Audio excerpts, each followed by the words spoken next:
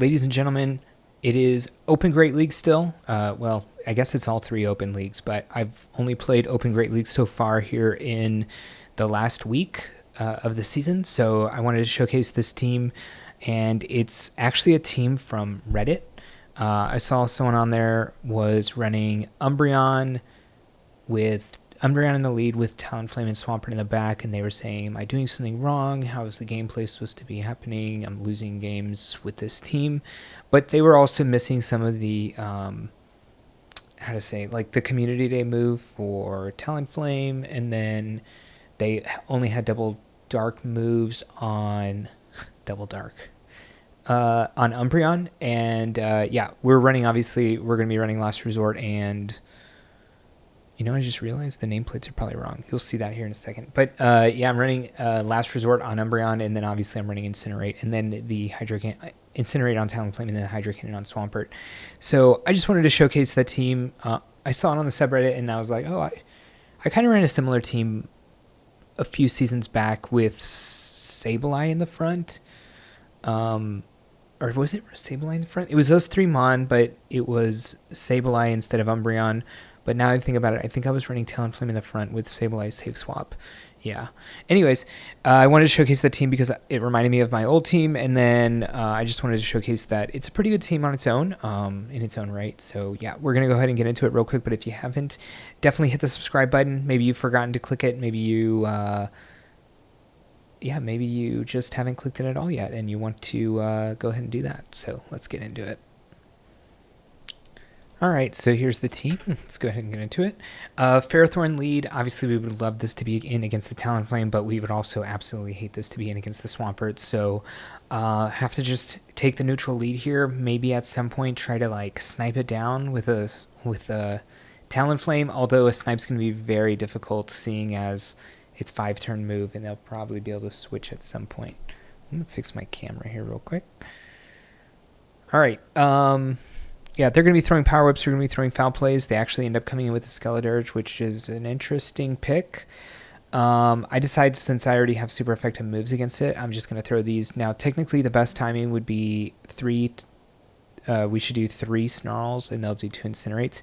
But I was like, instead of going for good timing here, I'm going to just try to get the shields, and then I'm going to try to give my Talonflame a little bit of a lead afterwards, because we're going to get, since we got the shield on a 3-turn move, and they're taking a 5-turn move, or rather 15 turns to get to their first move, we're going to gain that energy back, which they would have gained 4 before, and then the shield's going to gain us, again, 15. So they actually end up having double fire in the back. This is great for us because we've already got a bit of an energy advantage here. And we also technically have the Swampert too, but we're going to have to shield this because I want to try to farm that Ferrothorn down. They do end up going for the Brave Bird here. I'm going to go for the Ferrothorn. I'm going to just go for the farm down, only 2 Incinerates to KO it. Incinerate does a lot to Ferrothorn, obviously double super effective. It looked like he was doing something like 26%. And then obviously we're at a move and they're not at a move, so yeah. It's the cost of playing with Brave Bird versus Fly. I think technically the first time around that I was playing this team 4 seasons ago, Fly was not available to Talonflame, so I was running Brave Bird, but now it's a little bit more consistent with the Fly damage not having to leave the matchup because we already have a move that is going to gain us coverage and not really cost us a whole lot. Plus, Fly is really good for us. They end up coming in with a Lantern, and maybe I should have thrown some moves into this, maybe not. Technically, the only thing we can really hit this with anyways is the Earthquake, so I was like, I'm not going to throw any of my moves into it. I'm going to just go for the Earthquake. I'm going to go for CMP as we win CMP against the Lantern. And Earthquake from here should KO. Yeah, it really should KO. So, yeah, super effective against Lantern. Our best answer is Swampert, I guess. Technically, I think our best answer is probably Umbreon. And then they end up having something else weak to Swampert. Their team's actually triple weak to Swampert-ish. Charge Bug has some play because you don't actually... you actually take a ton of damage from the Exeter. And then if they ever hit you with a Brave Bird, it obviously KOs you as well. And then Lantern, you have to actually throw the Earthquakes. So Swampert's great against this team, but it's a little weird.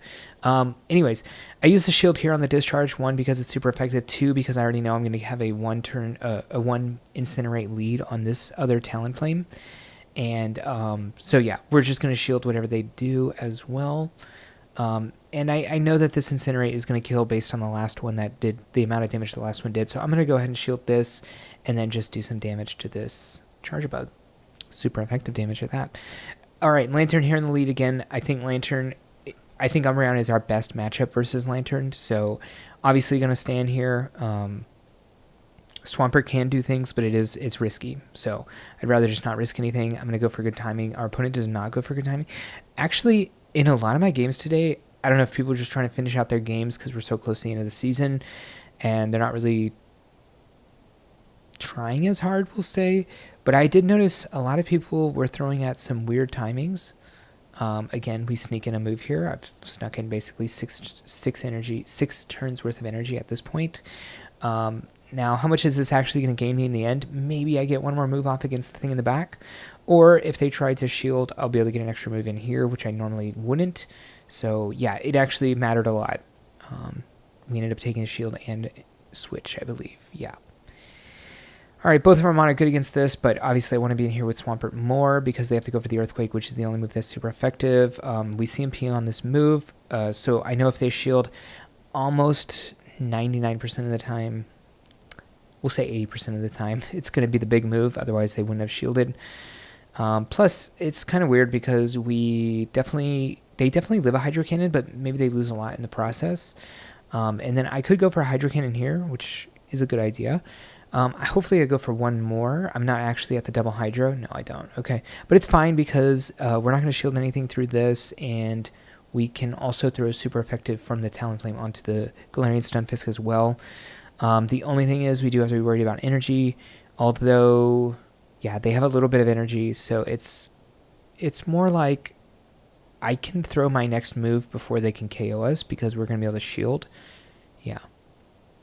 All right, Swampert lead. This is the best case scenario for us here as well, just because if we actually switch into our Swampert, we'd actually be behind on turns, which would be obviously pretty devastating. In a mirror match, you would almost always lose that if you're a turn behind. No real reason to try to do that, and then obviously Talonflame is way worse. They go for the back-to-back here, which is... No, not back. Yeah, back-to-back. Which is a little awkward. It lets us get to more energy than we normally would have. Although in this matchup, unlike the Lantern matchup, I don't think it'll matter that much because we're always going to get to this move. Maybe if they have like a fighting type right here, we wouldn't have made it to a last resort without it. But we'll see. And it does end up being a meta champ, but we're not going to go for the last resort. Although, to be fair, I probably should be going for the last resort there, as we're only going to get one move off anyways, and it technically does a little bit more damage in the neutral. While it costs more, the energy per damage is a lot worse for last resort. But it does more damage in the overall, and we were only going to get to one move, so I think that was worth it.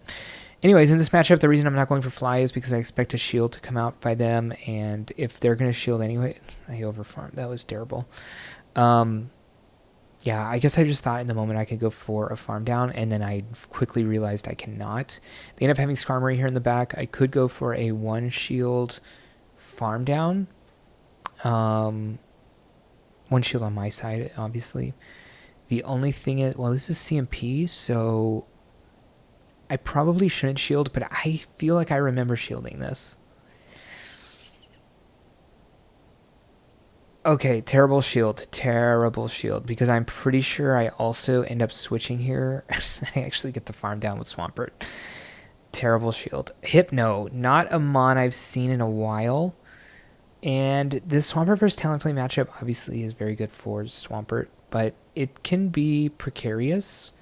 Luckily, you do outpace it pretty easily to your moves, even with a slow swap in. Although my swap in, was as fast as I could have done it. Umbreon obviously has a 3-turn move that I have to wait for.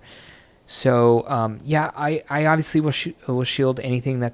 If they shield, we'll shield every time, just because I know that I can get into that. I want to get into that Umbreon Hypno matchup.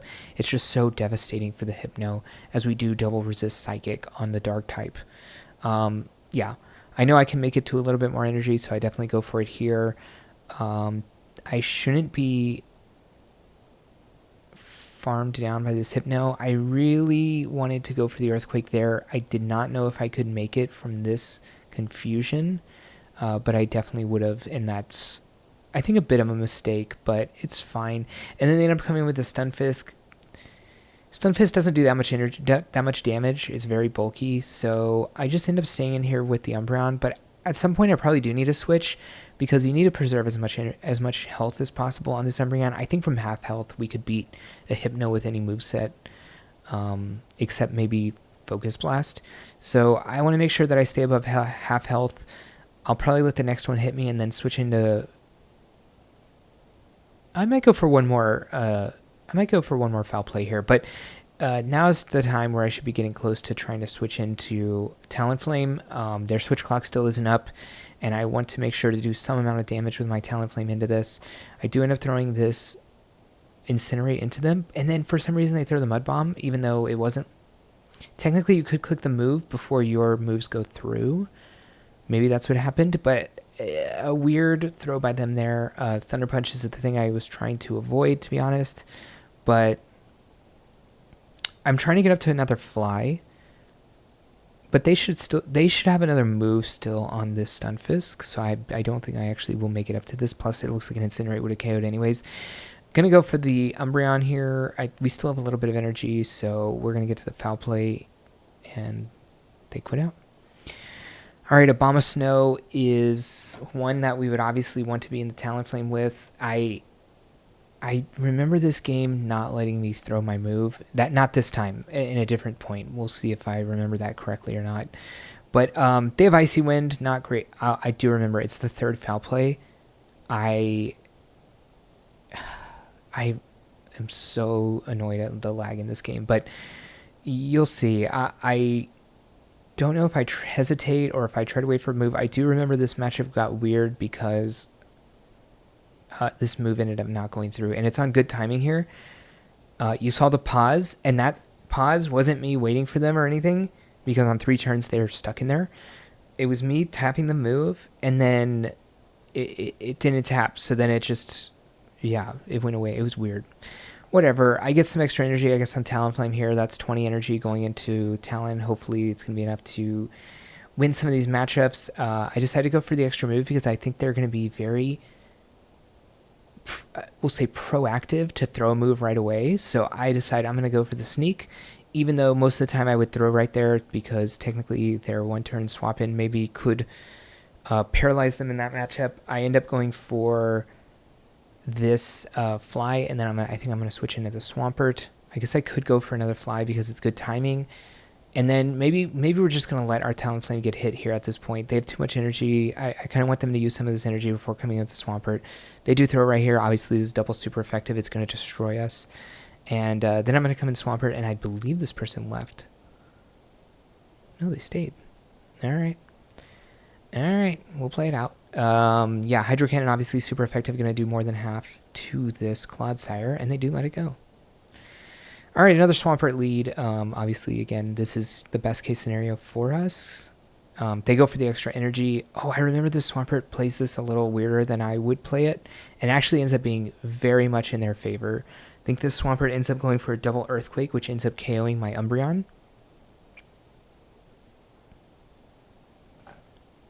And I don't think we can get the farm down or anything like that. But, you know, Talonflame's going to come in and farm this down, I'm pretty sure.